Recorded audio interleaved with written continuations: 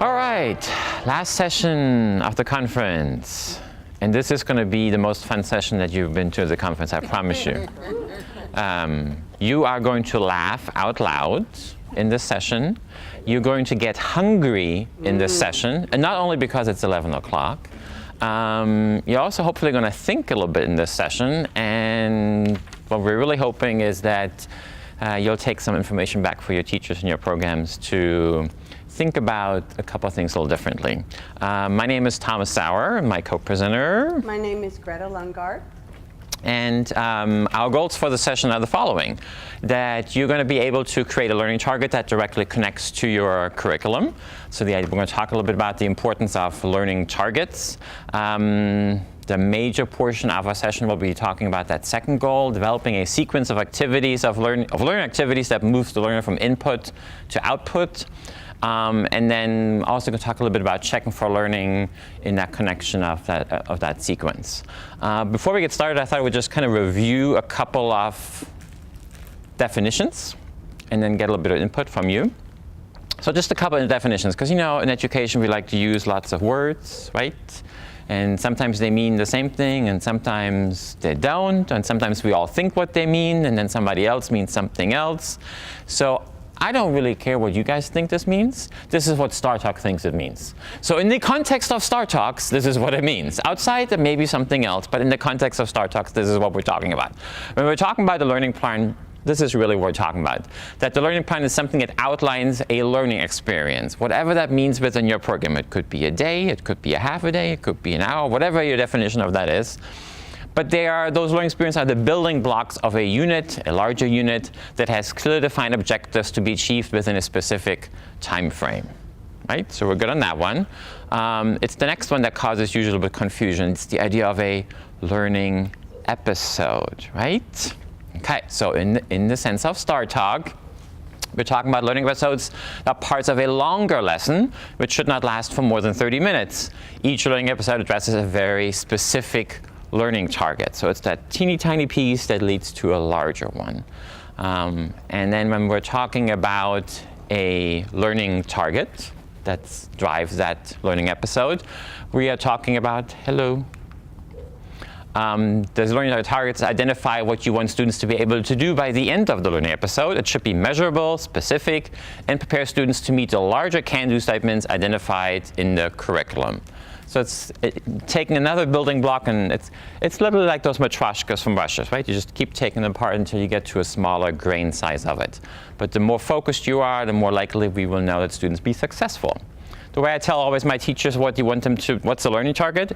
It's what you want students to be able to do by the end of a lesson that they couldn't do before they walked in. If it has to be that specific. So when they walk in the room, what can they do that they couldn't do before when they walk out of the room? That's usually a pretty good measure of how specific you want that learning target to be. Because often they're too large. We put them up there like, I can do blah, blah. Well, not in the next 30 minutes. Not in the next 60 minutes. So how specific can you be? Okay, so those are just some definitions. To kind of show you an example of what that would look like then. Just an example kind of how to break down going. This is the process that you follow in your curriculum template, right? You identify your proficiency target, your performance target. So let's pretend this happens to be a novice mid example. You then pick your global benchmark in the curriculum template. So I picked the interpersonal one. Students communicate on very familiar topics using a variety of words and phrases that have been practiced and memorized. You then turn those global benchmarks into a program can do, correct? This is nothing new, I'll just review. I'm just a warm-up act for Greta. I can discuss with someone what I do all day at camp.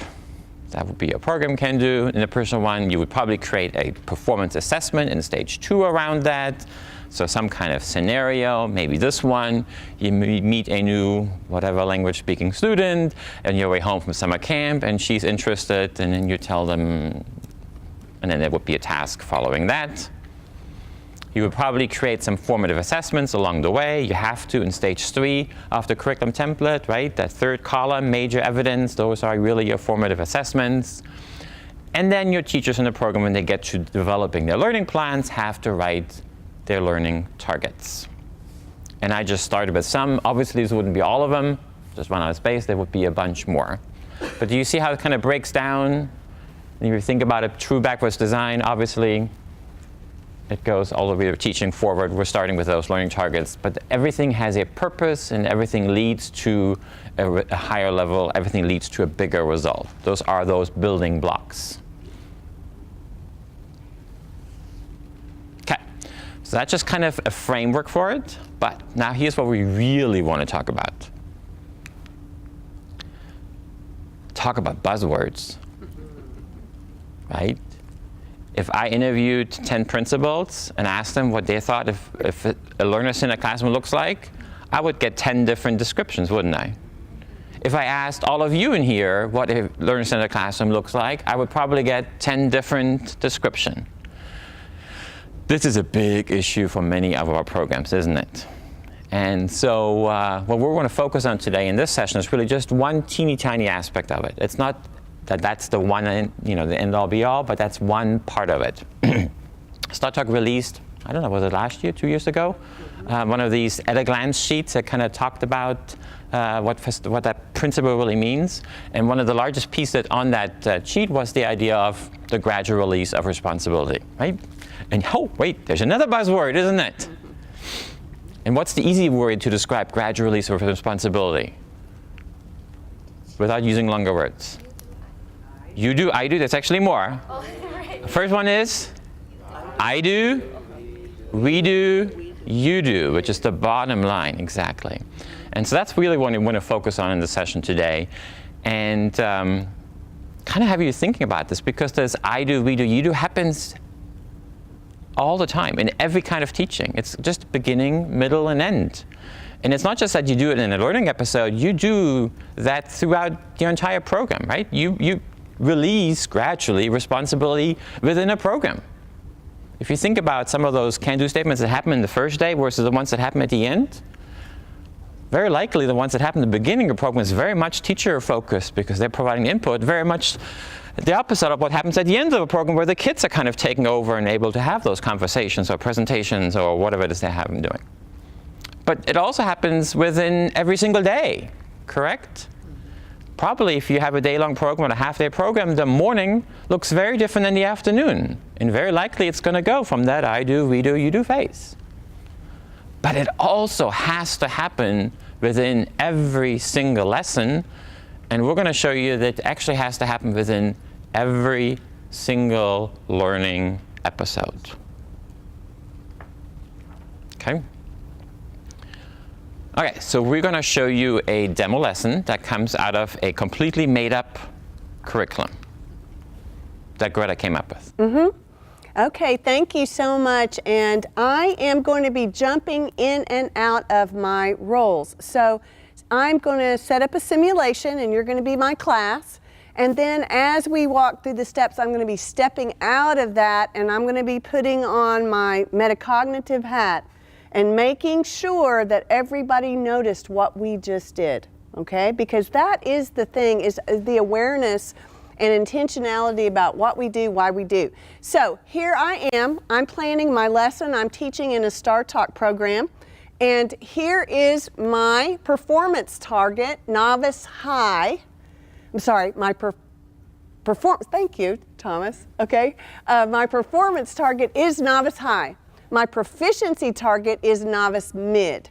And that's really important to establish. So what I'm going to do in my lesson is I'm going to coach my students up so that they can perform at a novice high standard in their performance, knowing that if I just took them out of my camp and put them in the real world in Beijing and in any other authentic, they could not perform up to a novice high, but I'm going to coach them up to it. So here is my global benchmark that I've chosen from the necessful, actful, can-do statements. I can present basic information about a familiar person, place, or things using phrases and simple sentences. So that's my global target. I'm going to be working on this global target for a series of days, okay? And so today is my first day, Okay, that's my first day. Here's my program can-do statement. I can give a presentation about common celebrations in my community. So my theme for my camp is celebrations. My sub-theme for this week is celebrations in my community. Does everybody see how that works together? I've got a 3-week program.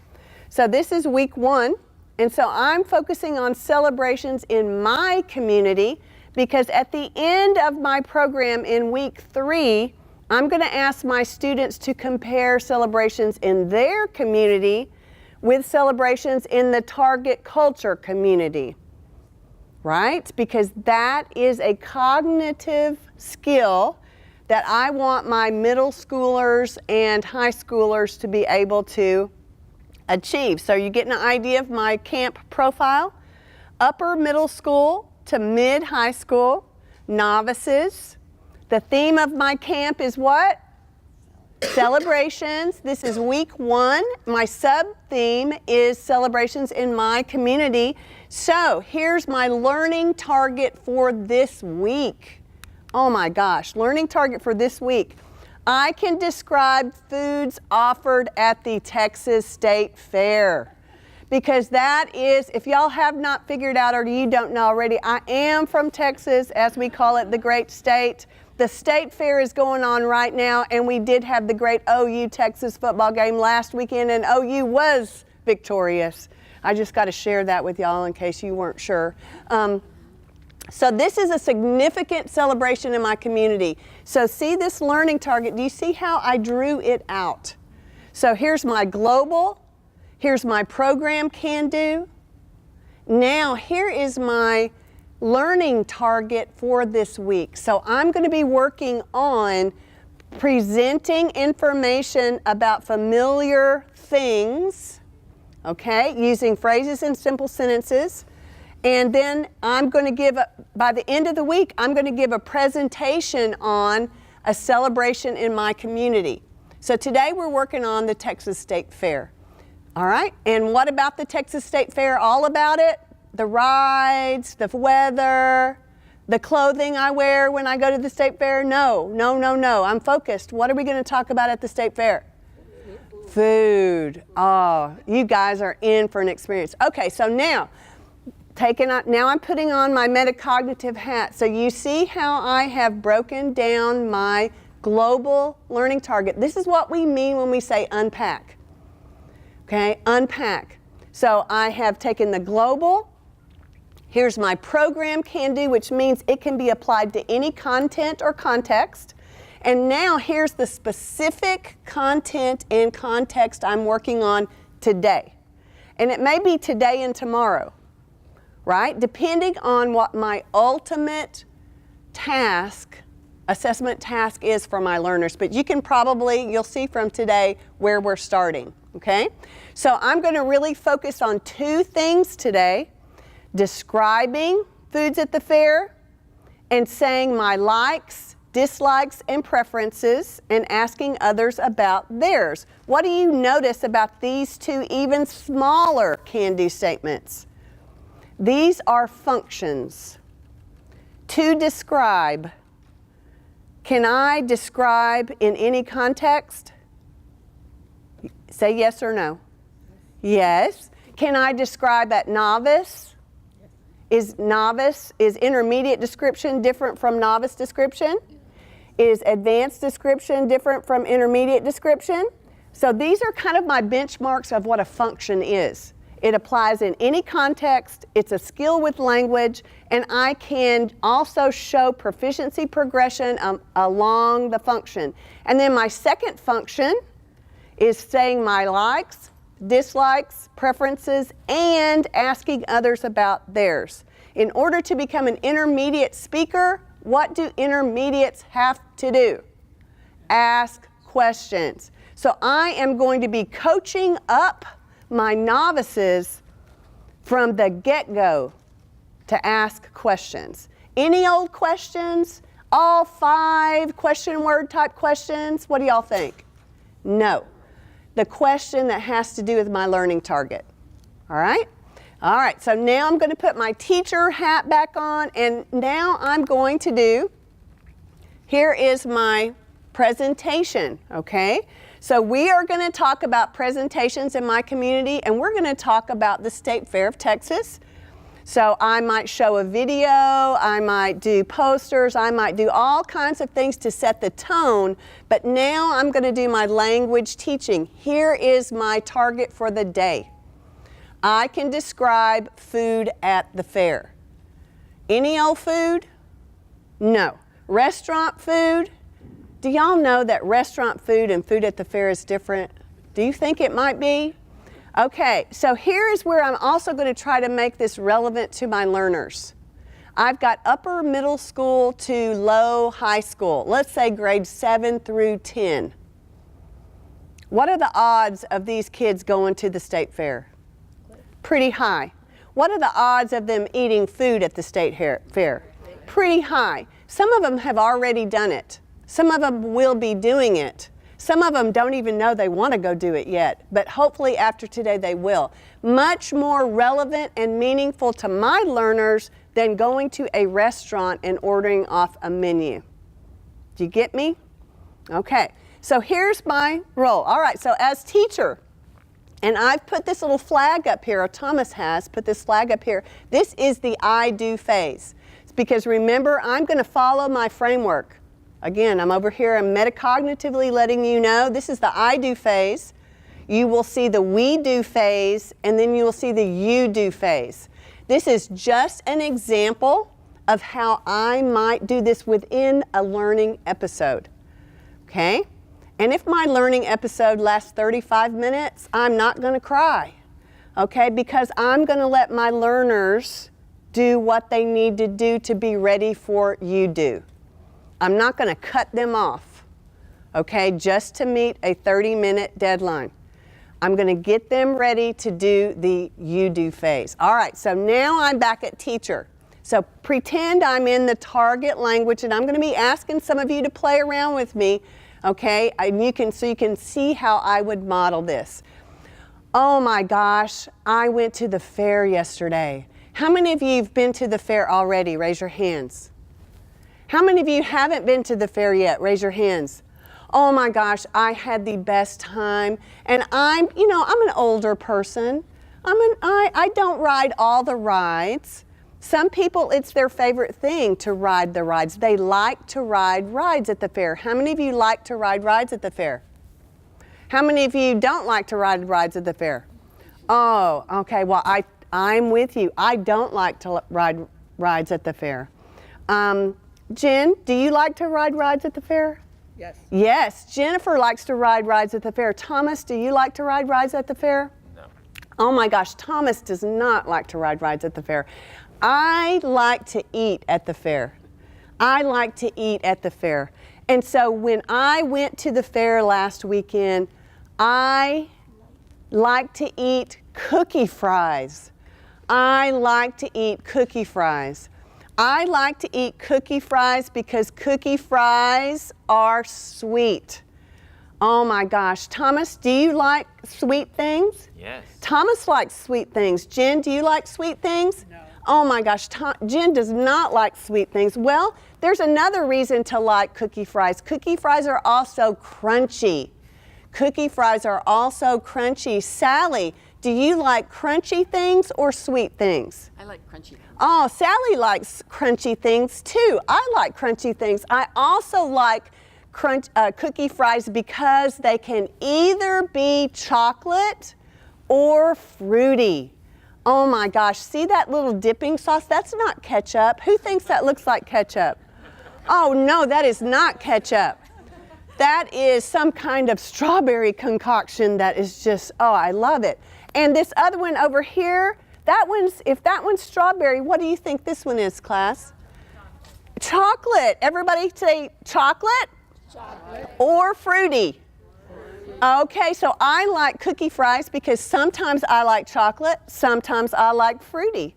Diane, do you like chocolate or fruity? Chocolate. Oh, Diane likes chocolate. Sally, do you like chocolate or fruity? Fruity. Oh, she likes fruity too. Raise your hand if you like fruity. Raise your hand if you like chocolate. Raise your hand if you like both. Okay, so do you see what I'm doing? All right, I'm taking myself out now because we don't have time, but do you see? So I'm working these adjectives, and I am working the cookie fries, and what is the sentence type of pattern I'm using? I like. Do you like? So it's because remember what was my other learning target? I can state my likes, dislikes, preferences, and ask others about, so I'm modeling. So I would continue on. Oh my gosh. It's not just sweet things. Oh, I can get chicken pot pie pockets. Oh my gosh, and now I have 5 additional adjectives, but what's the one adjective you see there that's consistent with my first set? Oh, crunchy, and I'm sorry, there's 2. Oh, fried. So what I want you to see is as I would work through this, I've got some adjectives, but I've also got some adjectives that I repeat over and over again. Oh my gosh, and we've got the fried Jell-O. Oh, and here we bring back sweet, crunchy, fruity, fried, and what's the new adjective? Creamy. Creamy, because y'all can't see, but that's like a cream cheese little thing that you dip it in, that one. Oh, it's just fabulous. So do you see my plan? 1 new adjective, and I've got consistently repeating adjectives. Oh my God. This is for you Northeasterners. This is how we recognize you in your contributions in Texas. We just fry that lobster up. Okay? So I've got, what's my new adjective in this list? Fishy. Fishy. Fishy. Now, do I go through all the fish in the universe? Do they really even need to know lobster? They just need to know the adjective fishy. So where is all this connected to? What was my first learning target? Describe. Every adjective known to man? No. I'm limiting the adjectives and I'm doing as much repetition as, oh my gosh, this is an adult beverage. The smoky bacon margarita. Oh my Lord. Oh, and so now I start working something else. What do I start working now in my questions and I'm involving my students? I add negation. This is the only item that's not fried, thank the Lord. Can you imagine what that would look like? Okay, so we got fried. So now I can go sweet or not sweet, salty or not salty. I'm just adding it because I've got to be able to describe what I like. The Texas bluebonnet, we have to have more dessert. So you can see I would go on and on and on. What's my one adjective that's new? Doughy. Not the most useful thing in the universe, but it is the one adjective that's new. Are students going to be required to acquire doughy if they don't want it? Are there other adjectives they can use to describe this? Yes. Okay. I had to put this in here for my friend Thomas, the deep fried Nutella. Oh, yes, and here we go. Anything, what adjective did I bring back? Crunchy. Chocolate. Chocolate's back for the first time, okay? So do you see what I have done? So I'm working this, I'm going to put you in pairs, you're going to ask each other. This is the I do input phase. What have I done? What have you seen that I've done to make this accessible to my novice learners with no language? What have I done? I've got visuals. What else? Repetition. What else? I'm modeling both the question and the answer, and I'm involving my learners. What else am I doing? Checks for understanding. I'm checking for understanding. Yes, ma'am. Oh my gosh, very contextualized. They know all about the fair, and it's their culture first. Target culture. Second, I'm building in something to compare with. We assume our kids know their own culture. They don't think about it like that, right? So I'm bringing that up, and I'm limiting their choices, but are they okay, good choices? Am I giving them choices, right? But I'm limiting the adjectives to fit, and maybe, all right, so now we're going to move to the we do. and I'm going to be a little bit faster so we can get through. So here's we do. So I would have for my learners, do I have a light? I found it. So this right here, see this right here? They would have on a sheet, probably, because they need it closer to them. And I would have this model.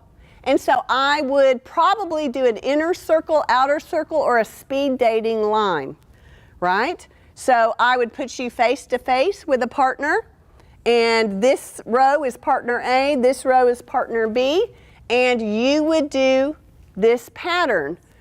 Jen and Radha demonstrate. Jen, your partner A, model for me what everybody would do in English. Yeah, is chicken pot pie fried thing, is it creamy or crunchy? And Radha would say? It's crunchy. It's crunchy, very good. Now Radha, partner B, has to ask about a different fair food. Is the bacon margarita fried Or? smoky?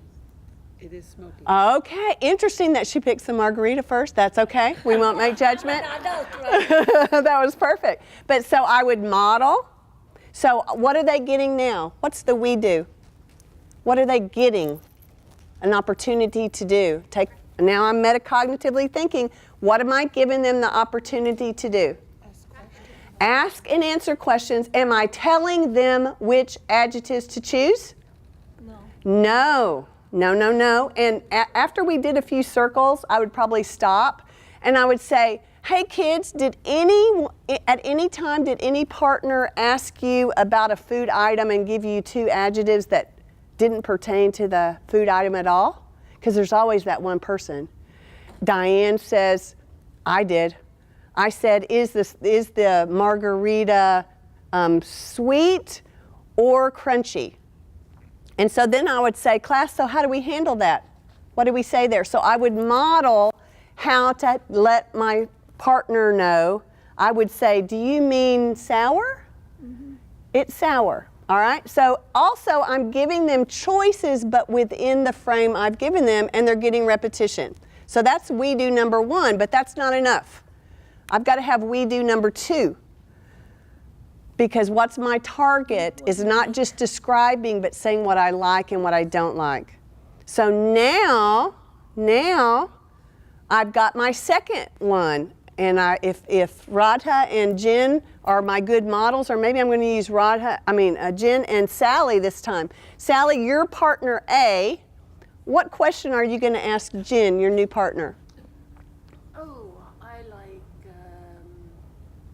Cookie fries. okay.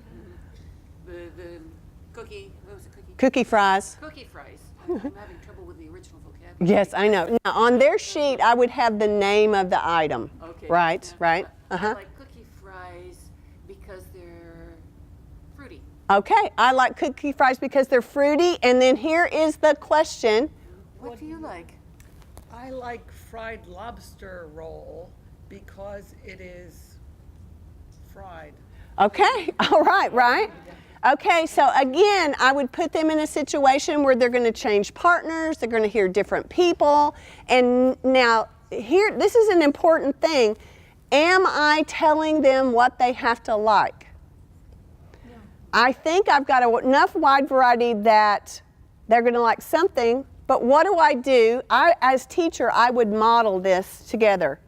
I would say, Jamie, I know you already.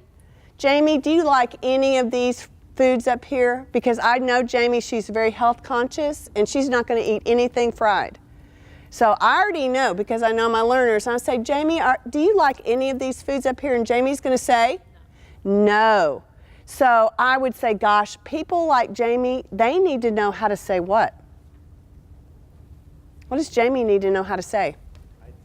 I don't like any of these foods. What now? She still has to ask, what do you like? Now, also I want Jamie to say, I don't like these foods because, and what would be an easy thing for me to tell Jamie? Why doesn't she like these foods? Unhealthy. Or because they're fried. If I still want to connect with my, depending on the age of my learner. So notice this is how I keep this learner centered. And I do this because I have my own food issues. And I'll never forget going to a Chinese program, and I was gonna, if I was in this class, I was gonna be forced to say I like Peking duck. And I don't.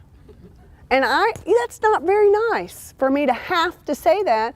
So as a teacher, I'm always gonna give my learners, they have to be true. They have to tell me, don't lie to me. If Jamie doesn't like fried food, I want her to be able to say that, but still participate in the conversation. And after a while, is everybody else going to know how to say that too? Why are they going to know how to say that too?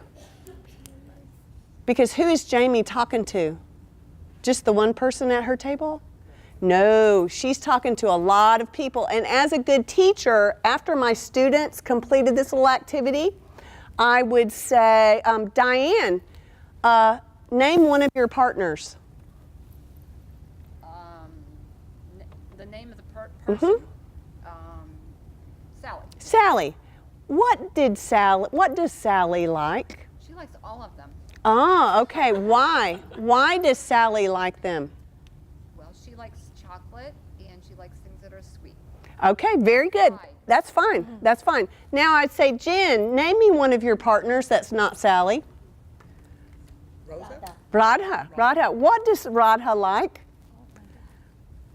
Rada likes smoky bacon margarita. Oh, and why does she like smoky bacon margarita? I know that. What happens if she doesn't remember? Jen says, I don't remember. So you know what? What do I tell Jen? Ask Radha again. Radha, why do you like the smoky bacon margarita? I forgot what I said. It doesn't matter. Yeah. It is because it is sweet and what did I say? It's sweet and slushy. Okay, because it's sweet and slushy. And then I say, Jen, do you see what I'm doing? These are repetitions, but are they meaningful repetitions? Yes. Am I letting her off the hook with, I don't remember, I don't know? Okay, so do you see what's happening here? All right, because guess what's going to happen now? What happens now? Oh, it's the you do. Now, there's many ways I could make the you do happen, but because I have a large class and I don't want one person to talk and 30 people to sit there twiddling their thumbs, I decided I'm going to put them in groups of 4 to 6. I'm going to ask them to ask each other what their favorite fair food is, and they're going to take down this data. And I would ask them to summarize it maybe visually, depending on the age of my learner, probably visually. Summarize this, make a graph, do something visually, and then I've got each group now is going to present to the class, and maybe now they have a visual, a pie graph, a bar graph. I might just say, graph it in any way you want to, right? And now that is the you do, but that's just what I decided based on my constraints. And what was my check for learning? My graph, the students reporting out.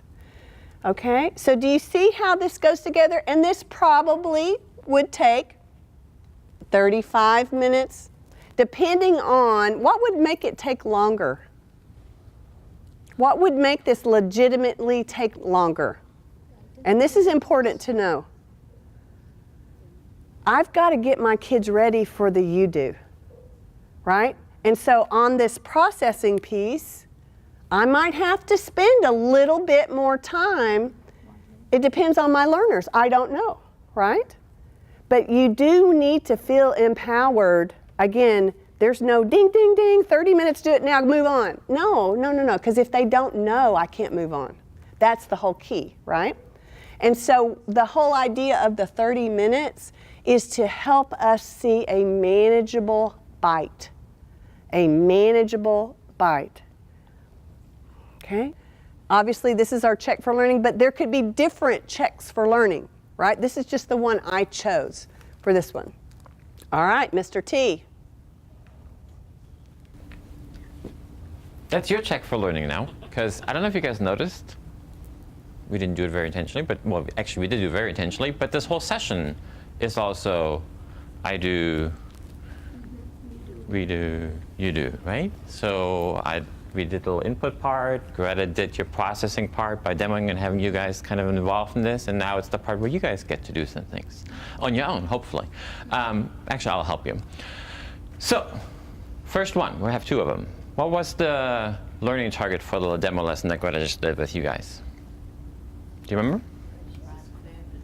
I can describe food at the Texas State Fair. All right. What was the I do part of the lesson? What activity did she do?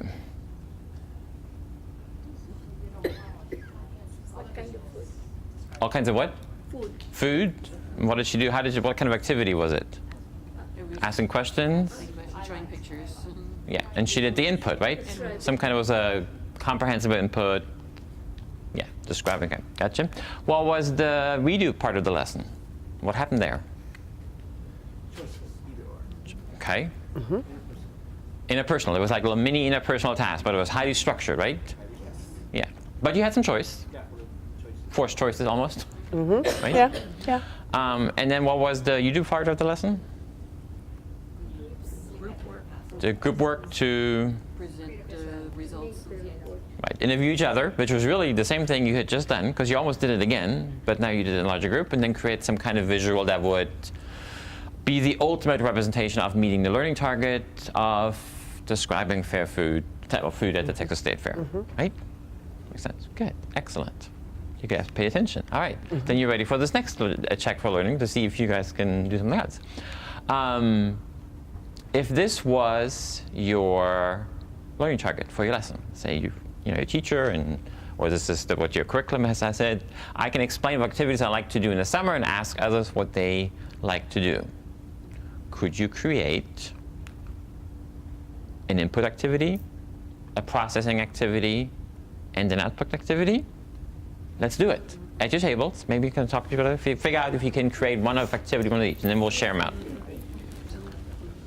Any other questions, comments, anything else that you feel like sharing with everybody else? Why did we not have food to taste? Why did we not have food? You have to talk to her about that. She asked why we didn't have food to taste. Because she also works up part-time for the Texas Tourism Board, and this was her way of inviting all of you guys to come to the Texas State Fair next year. We have right? plenty of room at my house. Yeah. Thank you, guys. Thank you. Thank you.